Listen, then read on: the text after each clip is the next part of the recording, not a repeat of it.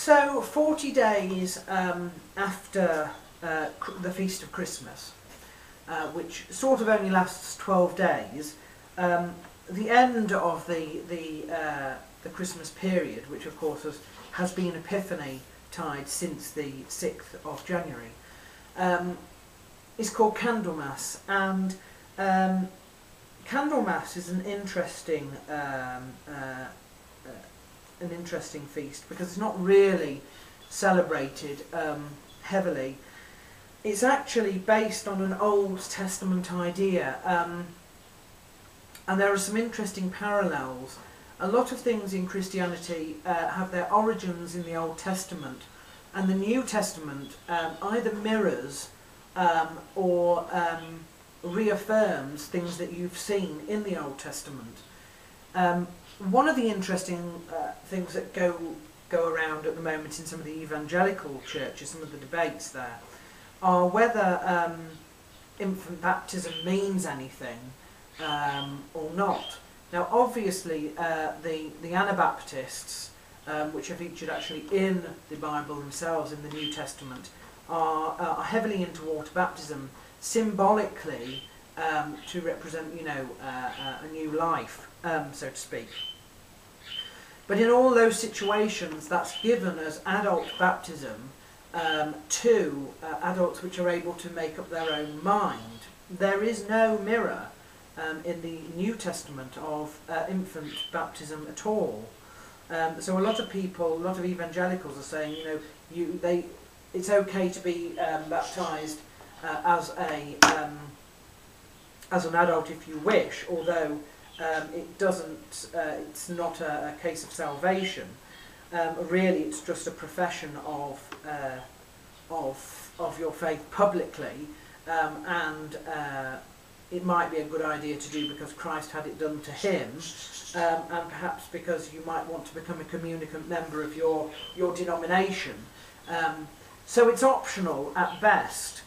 Now, the Feast of Candlemas has its origins in a Greek word which is called, well, which is the word for encounter. And what it is the presentation of Christ at the temple.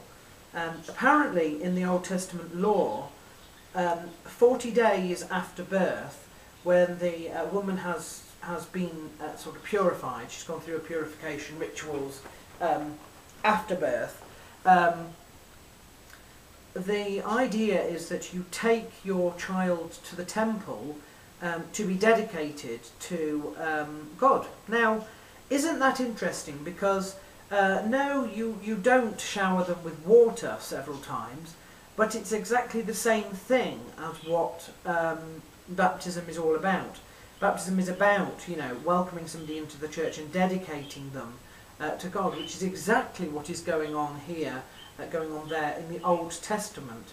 You might like to say that Christ was infant baptized in terms of his presentation at the temple, which was simply to dedicate him to the service of God by bringing him along and offering a sacrifice at the temple as well.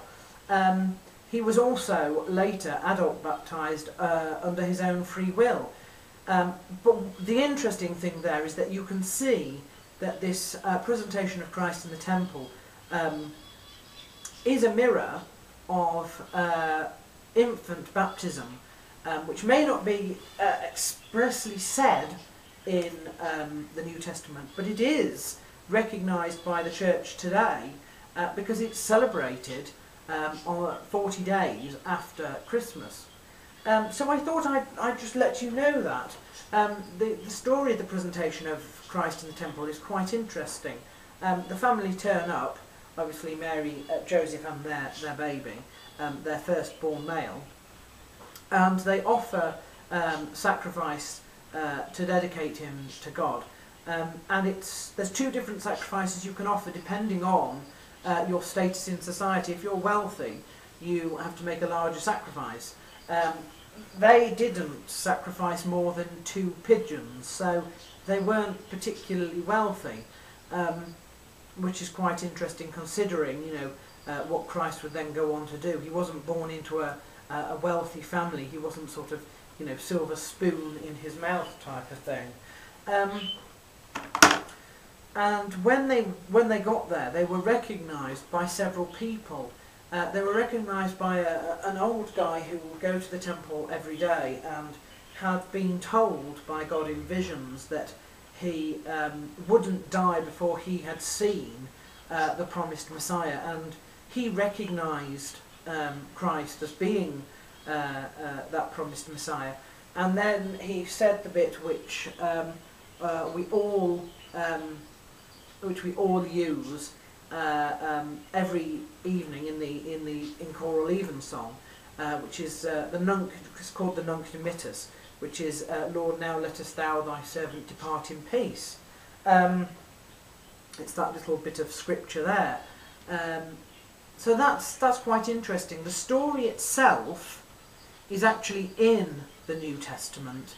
What it's referring to is an Old Testament practice. So you do kind of have this idea of child dedication, which is what has become infant baptism, in both Old and New Testaments. And therefore I would just say, you know, I think a lot of these people that debate, you know, maybe haven't thought of it quite like that at all. Maybe they're too hung up with, you know, submersion in water and not understanding exactly what baptism means, and that's, you know, the dedication of somebody to the service of God.